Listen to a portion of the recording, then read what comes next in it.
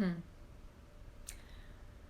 Well, good evening, and I'm live again. Once again, I'm asking for your help. I have to tell you, I'm still a little nervous because I'm still trying to gather the money and the resources for me to get my dental work done. Um, there are a lot of dental clinics where you have to be on a wait list. Dental what do you call colleges. Some people have reached out and given me some information there.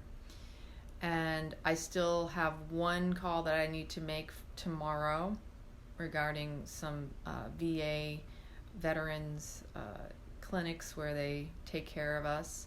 See, a lot of the stuff that I've been looking into has been metal, has been the mercury. And the unfortunate thing is that stuff's toxic, and I've already gone through the trouble of removing the toxins from my teeth, taking the metal out of my mouth. And that wasn't cheap. I paid out of my pocket back then too. Even before I went in the Air Force, actually, my mother made sure that our teeth, mine and my sister's, had no mercury fillings. I had ceramics put in before I went in the Air Force. And then in the Air Force, they were still using metal fillings. And that is crazy. It is so toxic to your system. And I can't even believe this country still uses them. They're outlawed in other countries. So today over at the Nature's Food Patch, they had a natural dentistry event, and I headed over there, and I wasn't able to get to listen to all the stuff and the material this dentist was discussing because of the fact that I was on a phone call trying to get some stuff resolved. But he sounded very knowledgeable about pretty much what I just shared about metal in the mouth being very toxic to the body, and he was educating everyone on the importance of knowing what the fillings are made of, that even a lot of the composites are toxic, and that you could still be putting, because this man's background was chemistry, and to me that's really important. You want to know what are the chemical components of the stuff that you're putting in your body. Is it bio-identical or is your body going to identify with it? You want to make sure that your body's not going to reject it and go into autoimmune response, which is an increase in inflammation, white blood cells, and your body fighting it off, trying to get rid of the foreign invader. So yeah, I was able to hear, he was talking about some, what he uses that is made in, I believe it was discovered in Germany, and Vok, V-O-K is what it's called. You might want to do a little research. Swiss made, not surprising to me. The north of Europe is very much against, and they don't use amalgam mercury fillings, so there's a huge, this is what he said. The American Dental Association owns the patents to amalgam fillings. Now, sit and think about that for a moment. I got to be educated on some things I didn't know, and that's something I did not know. Hence why this country is still using them. Because this is where accountability comes in, and taking personal responsibility, whether it's an agency or one person in an agency. And this is one of the problems in our culture, in our society. Old systems, old patriarchal systems of, we're not going to talk about this. We're going to act like it's okay. We're going to keep on telling the lie because we're afraid to own our truth. We're afraid to step in and take responsibility for mistakes we made in the past. Instead of making it right, they continue to perpetuate a lie and fleecing American public. It's a known fact that heavy metals in the system are toxic, especially mercury, lead, arsenic. Hello. And believe it or not, there's a small amount allowed in foods and drugs and what have you. Mercury fillings are not healthy. And if you got some in your mouth, you should be looking into getting those things out. Any forms of certain types of chemicals, temperature, if you use hydrogen peroxide, it makes it gaseous, which means it's even more toxic than it being in that hardened state on your tooth, in your tooth as a filling. You still need to detox it out of your tissues, your muscles, your organs. But when it crosses the brain-blood barrier, that's your brain. I mean, hello, our teeth are right next to our brains. So it is frustrating because to know that the ADA basically owns the patents and the rights to amalgam fillings, not only would that mean that they would have to own it, they might have lawsuits, God forbid. If they haven't already, those would probably be quiet. I'm sure they don't talk about them if they do exist. And a lot of times there are those closed cases. You sue them and then they turn around and say you there's a gag order on it. You're not allowed to talk about it, especially if you got a settlement. In most cases, I would guess there'd be a settlement. So if the ADA owns amalgam fillings and they're not willing to step up and be responsible and accountable for knowing full well that it's toxic, they're just going to keep perpetuating, and they've got a vested interest, literally, sadly. And here we are continuing to go along because we just believe that they would never do anything bad to us. Why would they ever do anything to us that would be hurtful or toxic? Or they're supposed to be there to take care of us. All of these agencies are supposed to be there to take care of our people. And are they? Do you feel safe? Do you feel secure? Do you feel taken care of?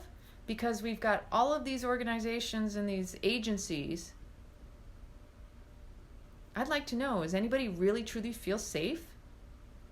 Now, I'm a veteran. I was in the Air Force, and I was in all sorts of different environments.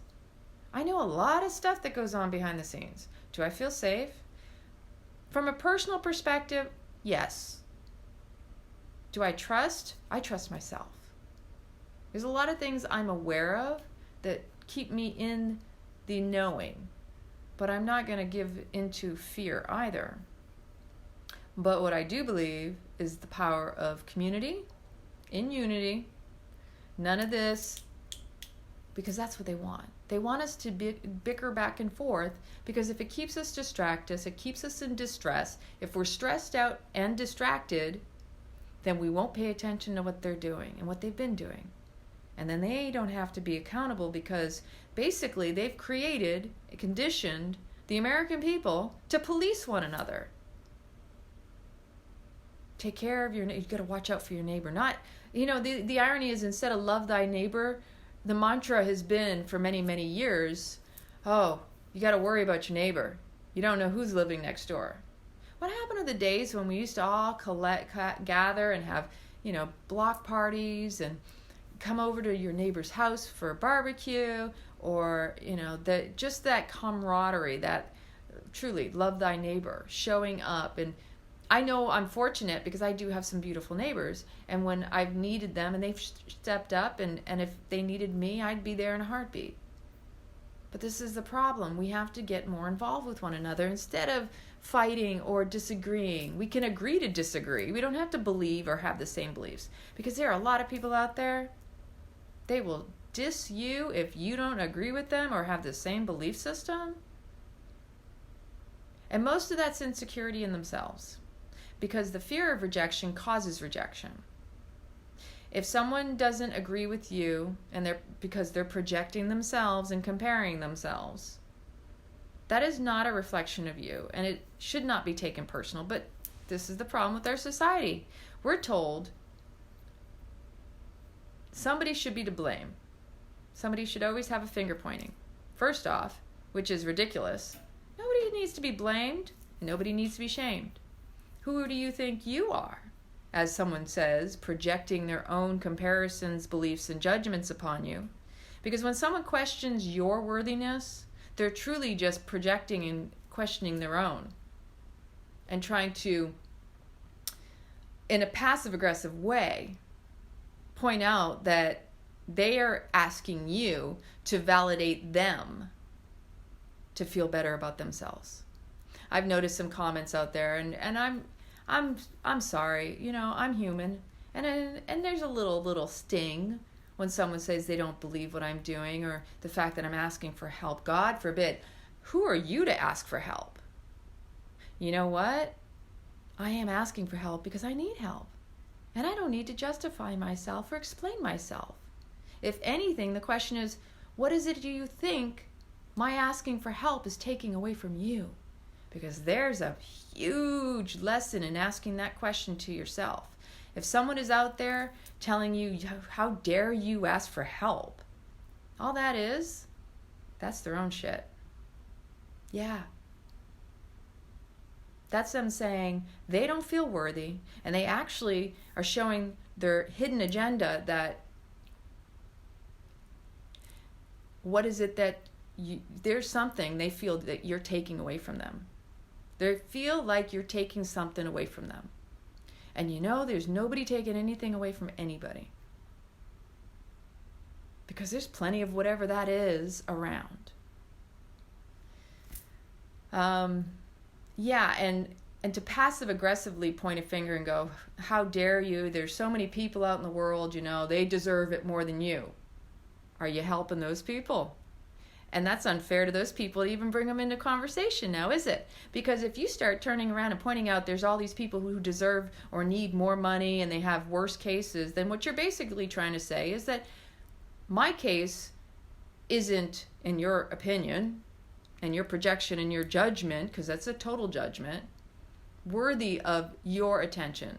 But, first off, if you don't want to donate, that's one thing. I don't have a problem with that. I'm not forcing anybody to do anything. But if you're going to bring other people into it, tell me what you're doing for those other people. Because, first off, it's unfair that you're using them as a shield to make yourself sound like you're better than others, to point out that other people need more money, but I bet you're not even touching that, are you?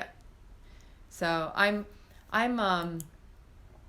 always impressed that there will be somebody who will speak up in a way that's so judgmental, they don't even realize what they're doing is showing who they are.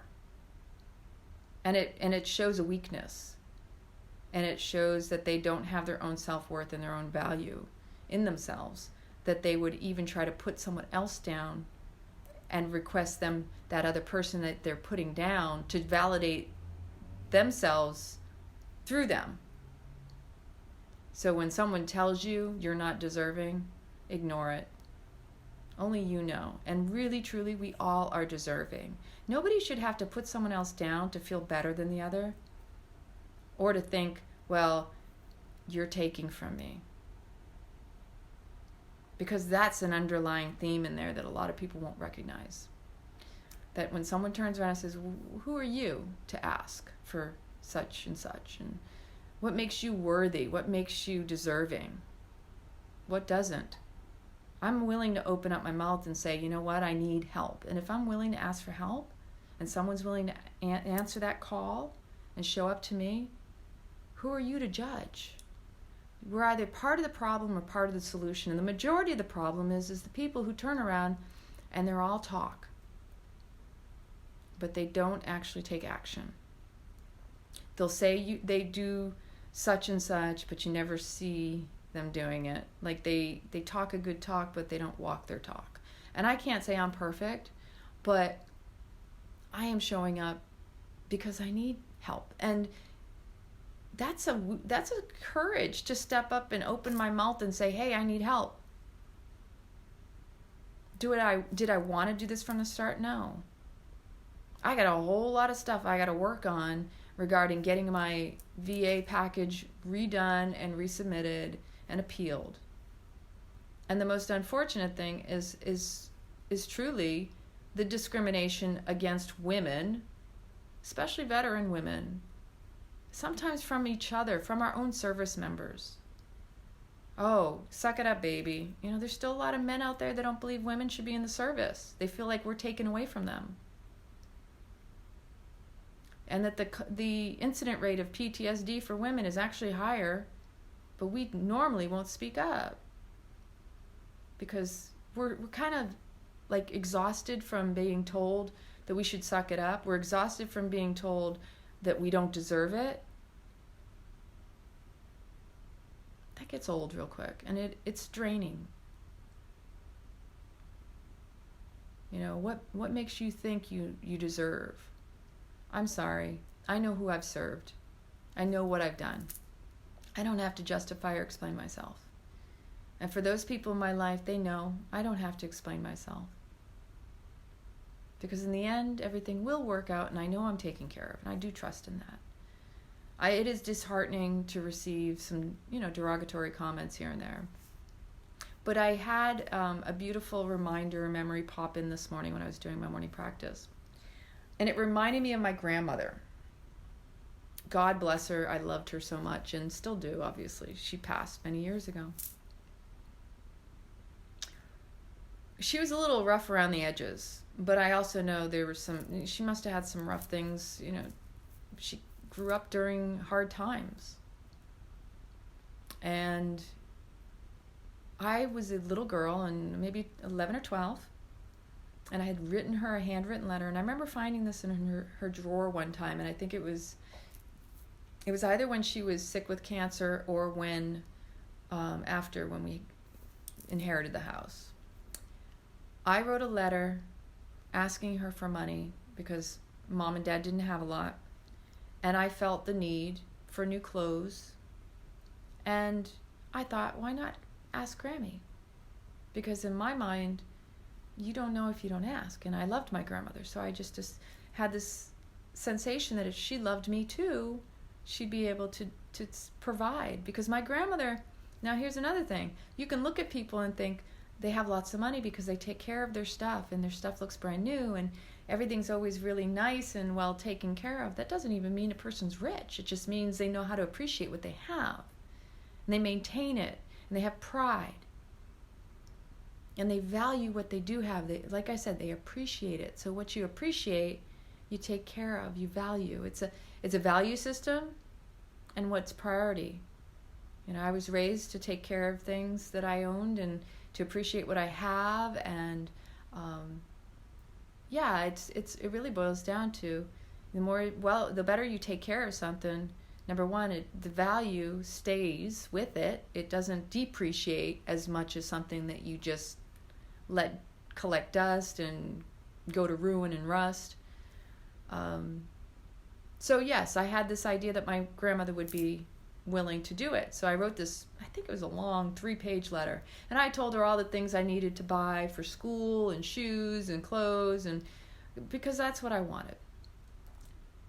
Now I don't remember, I might have gotten a letter back from her, but I didn't get it. And I can admit that I was sad, just like many a time when I would want something and didn't get it as a child, that I would ask. Now let me tell you something, that when we're younger, during those formative years, the more we experience rejection, the more we are told no. It can enforce, or it can cause us to not. Like, it can enforce 2 types of behavior. It can enforce us to continue to ask, or maybe it creates that rejection, that fear of abandonment and rejection, that we stop asking. It's all, every person's different, and it affects us differently at those ages, depending if we have a strong will, if we feel secure, if we feel safe and trustworthy of trusting in those people that we're willing to ask.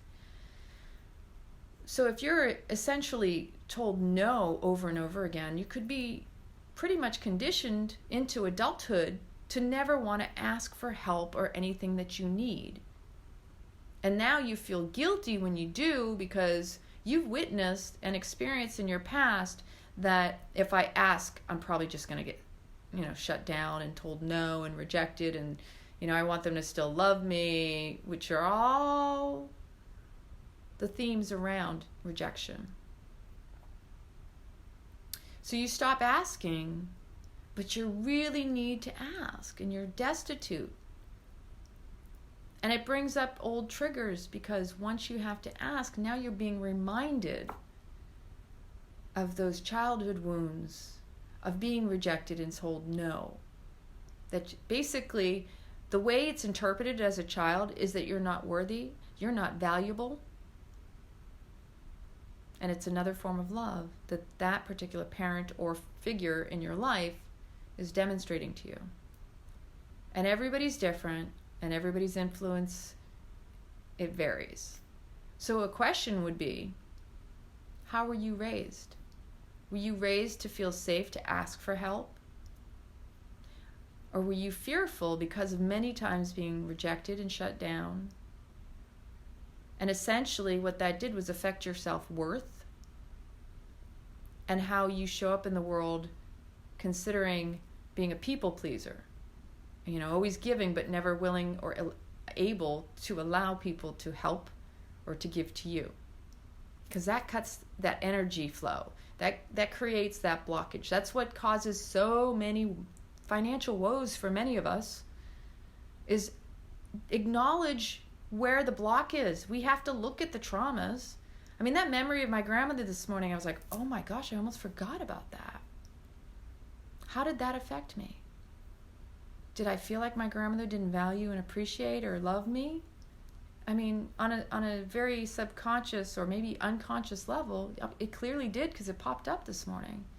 And I was sitting with that, and I think it came up because I read some of the comments, and I was like, wow, how sad is that? The people would even point out in however they want to look at it, they were ultimately saying that I wasn't worthy of asking for help. Who am I to ask when there are other people out there more worthy than I am?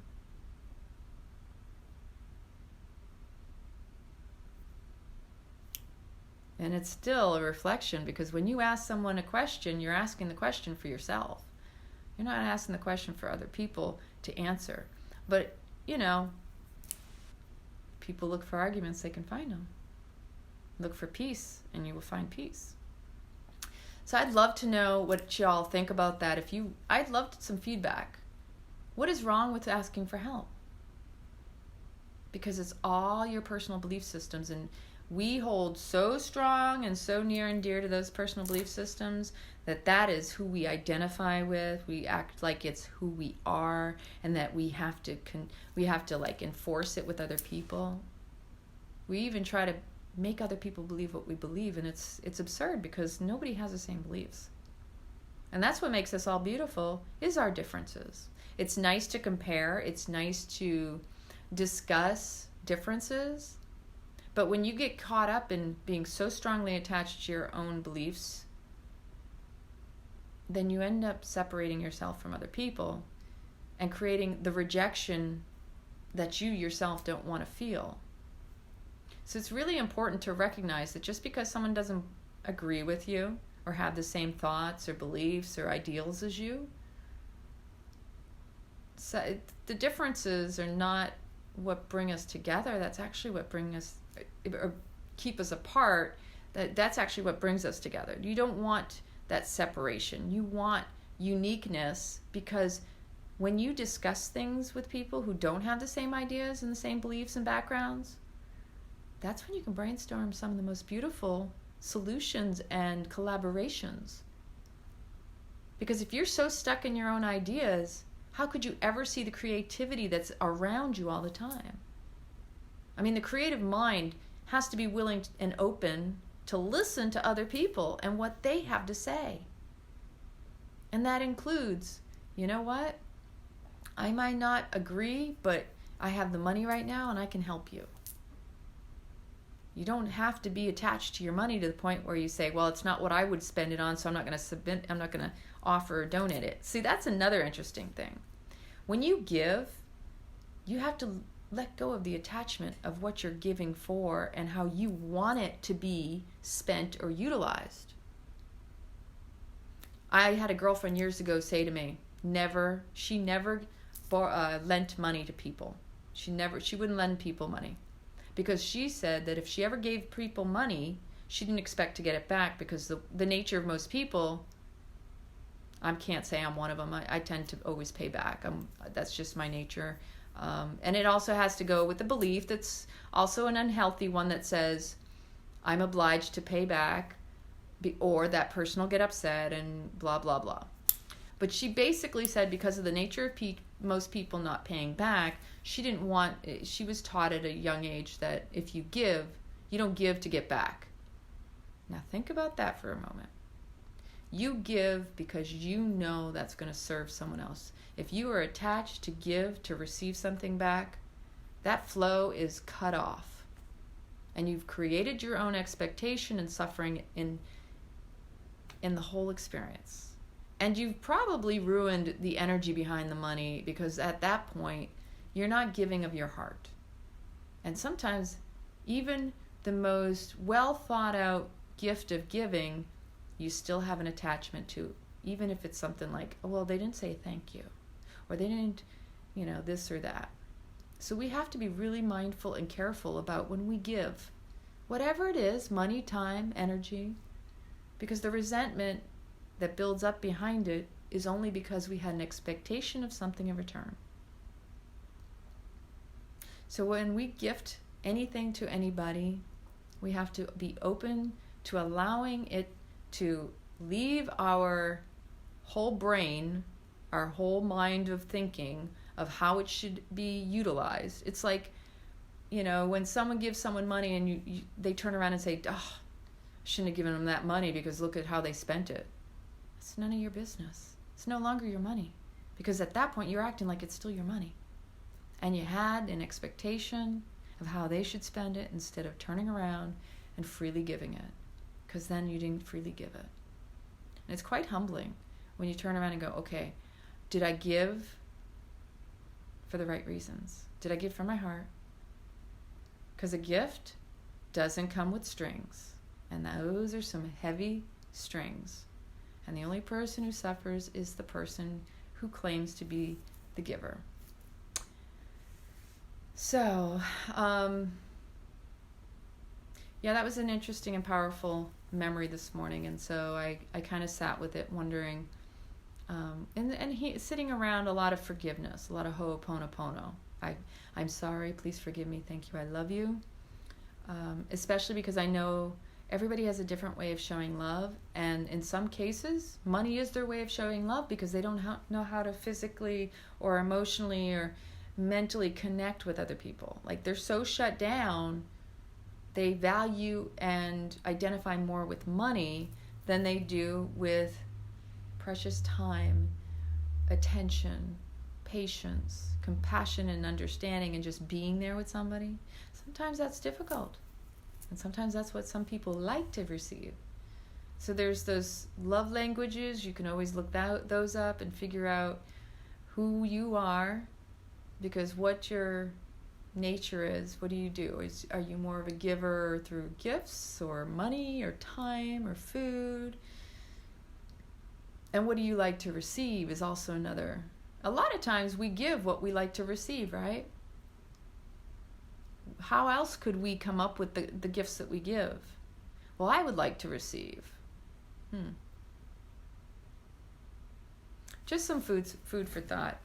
I just wanted to get on here and say thank you again. If you have some money to spare, I don't care if it's just $1 or $2. Tomorrow is my appointment at 2:30. I'm going to get the rest of this area finished around that tooth.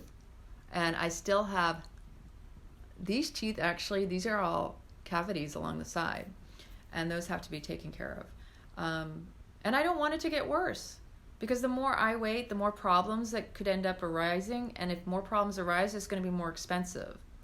And the dental insurances out there, they're all ripoffs and scams. That's one thing I've learned. The research, you can do it yourself. Even the so-called discounted dental for vets, it's a scam. Because again, like I said, the ADA, amalgam mercury fillings, that's all they'll offer. And that's all they'll pay for. And you still have a copay. Figure that one out.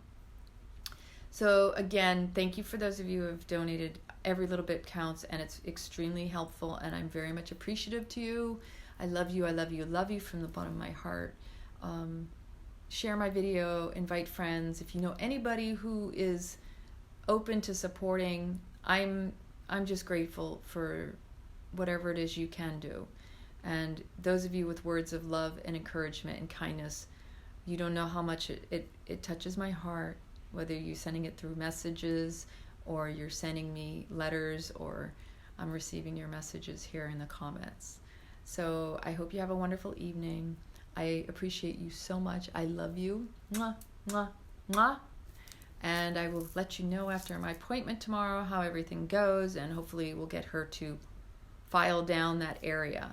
And maybe I'll stay with this dentist office, or maybe I might go somewhere else. I am that phone call I'm going to make tomorrow. I'm going to check into a couple things because I'm not even 100% sure I'm crazy about this care where I'm getting it. And that's important too. So, I mean, free care might be one thing, but you still got to know what that free care entails. So I know that is one of my many options. There's a couple places. I have to first off find out wait list.